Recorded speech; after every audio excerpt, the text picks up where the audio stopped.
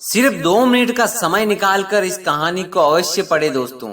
एक बहुत बड़े उद्योगपति का पुत्र कॉलेज में अंतिम वर्ष की परीक्षा की तैयारी में लगा रहता है।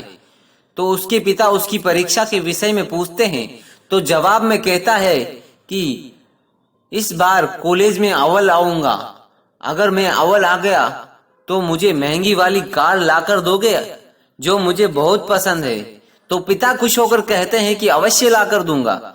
ये तो उसके लिए बहुत आसान था क्योंकि उनके पिताजी के पास पैसों की कोई कमी नहीं थी। जब पुत्र ने सुना तो वो 2 गुने उत्साह से पढ़ाई में लग गया।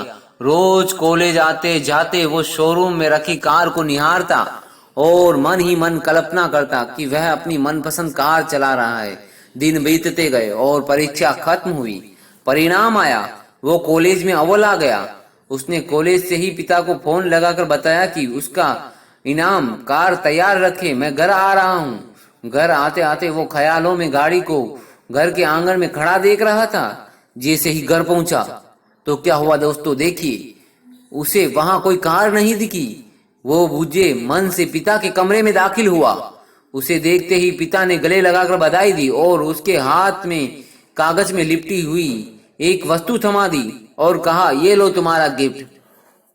पुत्र ने बहुत ही अनमने दिल से गिफ्ट हाथ में लिया और अपने कमरे में चला गया। मन ही मन पिता को कोसते हुए उसने कागज खोल कर देखा। उसमें सोने के कवर में रामायण दिखी। ये देखकर अपने पिता पर बहुत गुस्सा आया उसको, लेकिन उसने अपने गुस्से को संयमित कर एक चिट्ठी अपने पिता के नाम लिखी कि पिताजी, आपने मेरी कार गिफ्ट न देकर ये रामायण दी। शायद इसके पीछे आपका कोई अच्छा राज छिपा होगा, लेकिन मैं यह घर छोड़कर जा रहा हूँ और तब तक वापस नहीं आऊंगा जब तक बहुत पैसा न कमा लूं। और चिट्ठी रामायण के साथ पिता के कमरे में रखकर वह घर छोड़कर चला जाता है। फिर आगे क्या हुआ देखिए दोस्तों। समय बीतता गया। पुत्र होशियार था, होनहार था, जल्दी ही बहुत धनवान बन गया। शादी की और शान से अपना जीवन बिताने लगा। कभी कभी उसे अपने पिता की याद आ जाती थी। उसके हाथ पर पिता से गिफ्ट ना पाने की खींच। वो सोचने के बाद मेरे सिवा उनका कौन था। इतना पैसा रहने के बाद भी मेरी छोटी सी इच्छा पूरी नहीं की। यह सोचकर वो पिता से मिलने से कतराता था। एक दिन उसे अपने पिता की बहुत याद आने लगी। उसने सोचा छोटी सी बात को लेकर अपने पिता से नाराज हुआ अच्छी बात नहीं। यह सोचकर पिता को फोन लगाया। बहुत दिनों के बाद पिता से बात कर रहा हूँ, ये सोचकर धड़कते दिल से रिसीवर थामे खड़ा रहता है। तभी सामने से पिता के नौकर ने फोन उठाया और उसे बताया कि मालिक तो 10 दिन पहले ही स्वर्ग सिधार गए और अंत में तुम्हें याद कर रहे थे और रोते हुए चल बसे। जाते जाते कह गए कि मेरे बेटे का फोन आए तो उसे कहना कि आकर अपना व्यवसाय संभाल ले, अपना व्यापार संभाल ले। तुम्हारा कोई पता नहीं होने से तुम्हें सूचना नहीं दे पाए। यह जानकर पुत्र को गहरा दुख हुआ और दुखी मन से पिता के घर रवाना हुआ।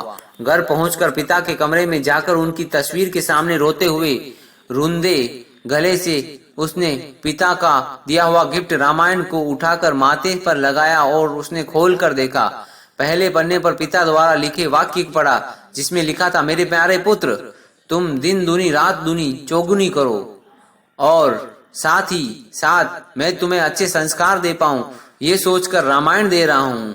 पढ़ते वक्त उस रामायण में से एक लिफाफा सरक कर नीचे गिरा जिसमें उस गाड़ी की चाबी और नगद भुगतान वाला बिल रखा हुआ था। यह देखकर उस पुत्र को बहुत दुख हुआ और धड़ाम से जमीन पर गिरकर रोने लगा।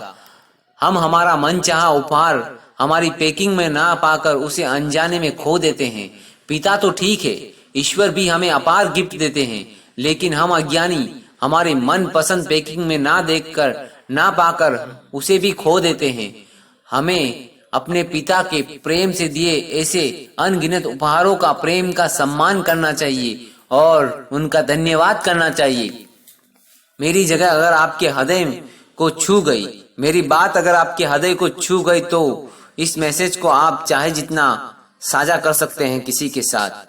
हो सकता है कोई पुत्र ऐसे ही अपने पिता के गिफ्ट से वंचित ना रहे, उनके प्रेम से वंचित ना रहे। धन्यवाद दोस्तों, कहानी कमेंट में बताएं।